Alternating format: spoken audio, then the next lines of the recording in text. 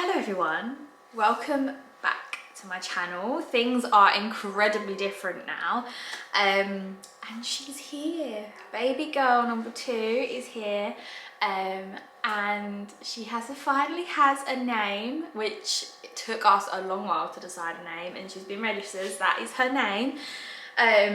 But yeah, excuse the mess in the background, excuse the no makeup and the bags under my eyes. I am literally just keeping this as honest and as real as I can.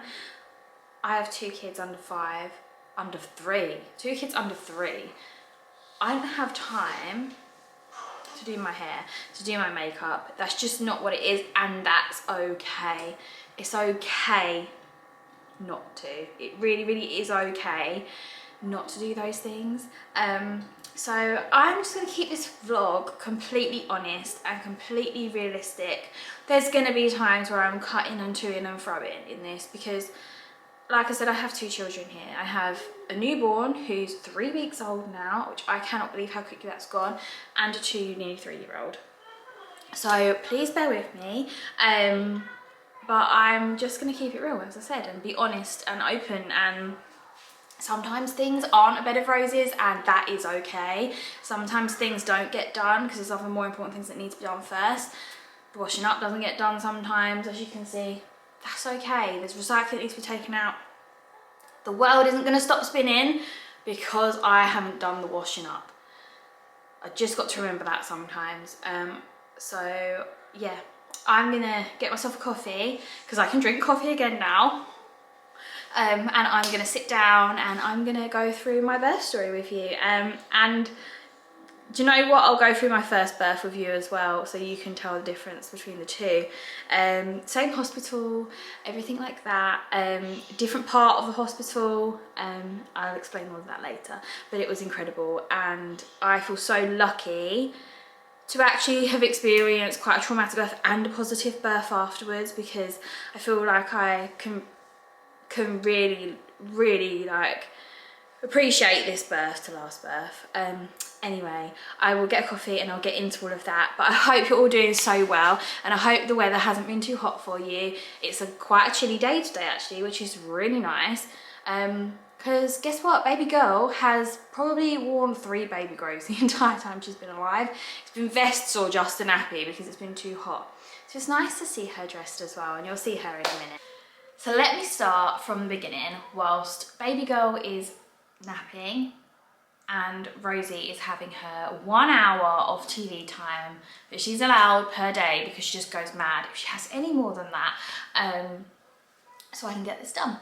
Yeah, so she's here and she's lovely, and I feel so lucky, so lucky to have had the experience that I had, because looking back first time round was so completely different to this birth, and I'll explain why. And I didn't realise how completely different it was until I had this baby. So you would have seen in my previous vlog, my going into labour vlog, that on Thursday the 12th of June I went to my community midwife for my 41-week appointment, and I had a sweep done. I had a stretch and sweep done because I was like, I just don't think anything's happening, and I just need to be told if anything is happening. So I went along. I was really nervous because I didn't actually have a sweep at the community midwife with Rosie, because I ended up getting admitted into hospital, and that's a whole other story. So I went on to community midwife. She was like, well, we can do a sweep if you want today, but these are the pros, these are the cons. It is a form of induction, but it's like a natural form of induction, if you like. It's a lot more natural than using like the hormone drip and pessaries and all of that kind of stuff. So I thought, oh, okay, well, we'll try it. And she was like, if you are really close to going into labour, it can just be enough to sort of push you over the edge to kickstart it. I thought, right, okay. So I went for it. It really wasn't as bad as I thought it would be. It wasn't painful. Some people find it quite painful. I don't find things like that painful. I find them uncomfortable, but I don't find them painful. So she did that, and she was like, so baby's head is tilted back, which is why things aren't progressing. So because I was getting cramps, I was getting like period cramps, but not like labour. I just thought maybe the baby's really heavy on me and my body is just tired. But no, she said baby's head is tilted back, which is the reason that she's not coming out. She can't get out because her chin was coming first, basically. So she gave me loads of exercises to do to turn her head, tuck her chin in. So one of them was like upside down over the edge of a sofa. And then you had like curb walking. Then you had, there's loads of them, and they're on the Spinning Babies website. And what is the website called? Miles Circuit. That's what it's called, the Miles Circuit. She told me about the Miles Circuit, so I did that. And that night, on the way home from my midwife appointment, I was getting really crampy, and I was like, oh, maybe it's just because she has done a sweep, like, kind of should be to expected, really, isn't it, when someone's doing something like that? So I kind of brushed it to one side and thought, oh, I didn't think any more of it. Went and got to Tesco's shop, everything I was sorted. Came home and I was like, no, I really feel really crampy. So Bill was like, why don't you go and have a bath? Rosie's at your mum's, go and have a bath. We'll put a film on and we'll just see what happens. So I did, and they kept coming and they kept coming to the point where we actually started timing them, and then they just died off and I went to bed. Nothing more. Finished. So I woke up the next morning, felt brand new, no cramps, nothing. I went, what did I do on the Friday? I stayed home.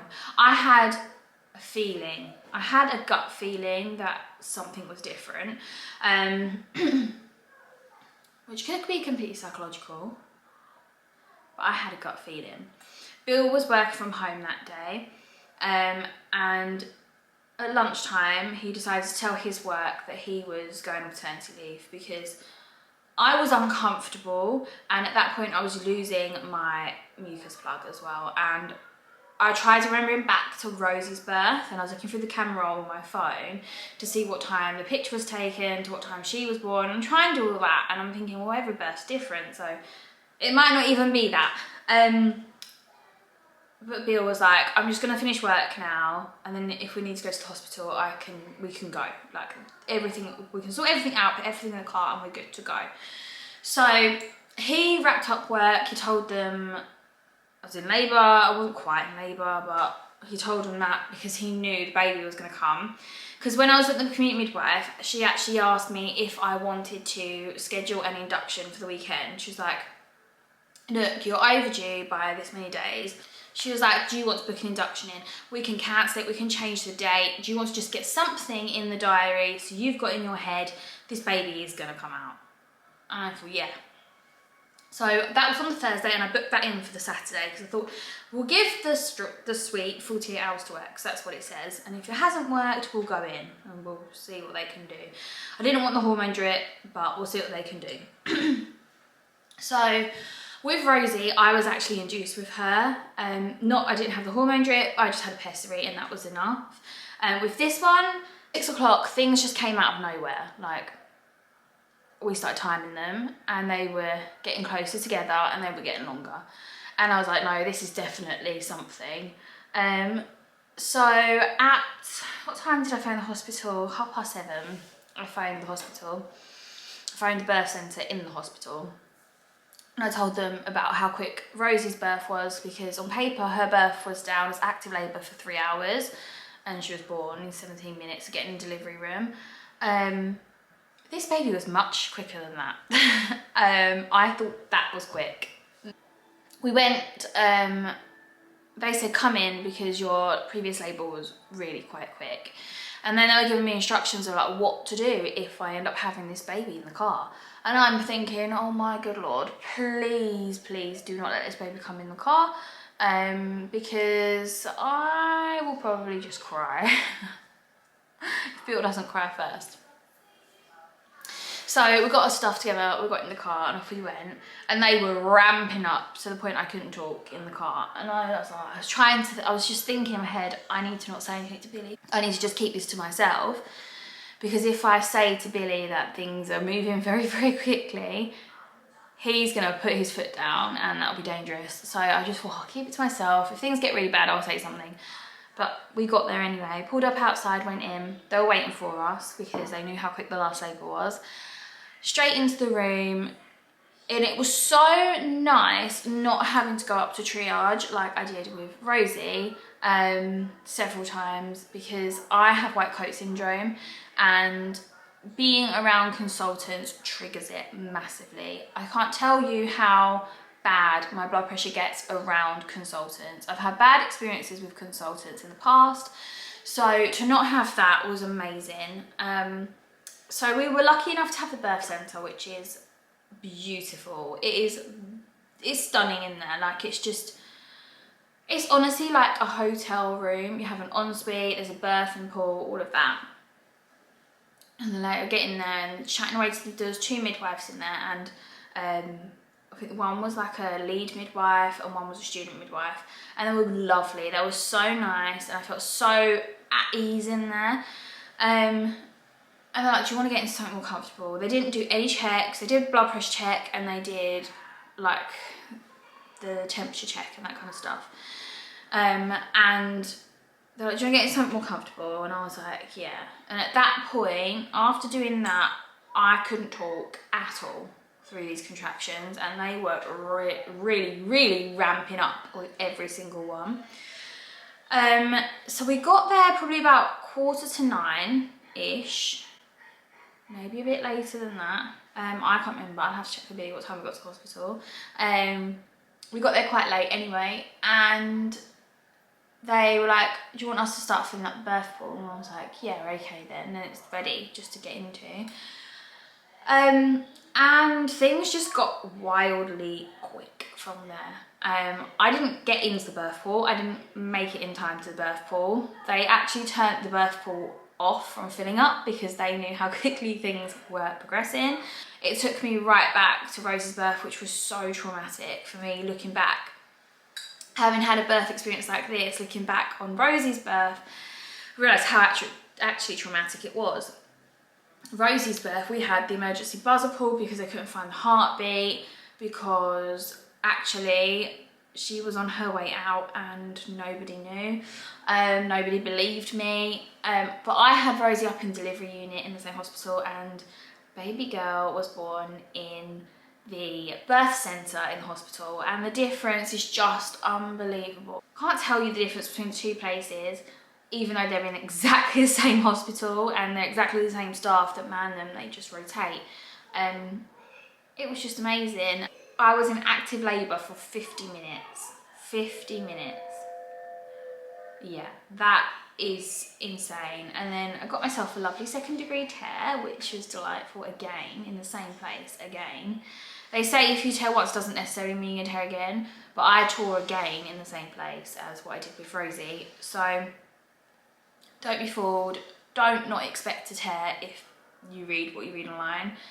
I think best thing to do is expect worst case scenario, and then if the best case scenario happens, then you're good. But yeah, and then the stitches were the worst part again.